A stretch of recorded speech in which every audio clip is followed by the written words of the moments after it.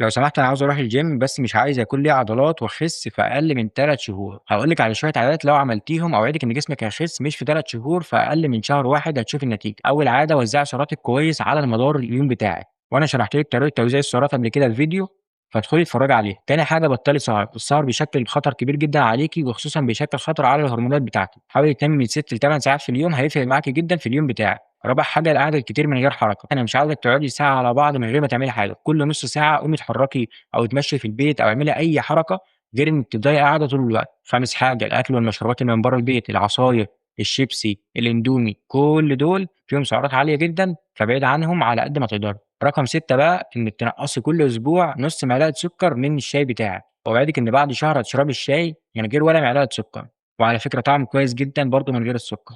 رقم 7 بقى اشربي قبل كل وجبة كوباية مَيّة، وخلّي في أكلِك خضار وبروتين. لو عاوزة دليل كامل يوجّهِك إزاي تبني حياة صحية وإزاي تبني lifestyle صحي تعيشي عليه أطول فترة ممكنة، ومن غير ما تزهقي ومن غير ما تملّي من الdiet اللي أنتِ بتعمليه، اكتبي لي تحت في الcomment دلوقتي كلمة دليل، وأنا هابعت لِك الدليل لحد عندِك. وزي كل مرّة لو عندِك أي سؤال اكتبيه لي تحت في الcomment وأنا هارُد عليكِ في الفيديوهات اللي بعد كده. سلام.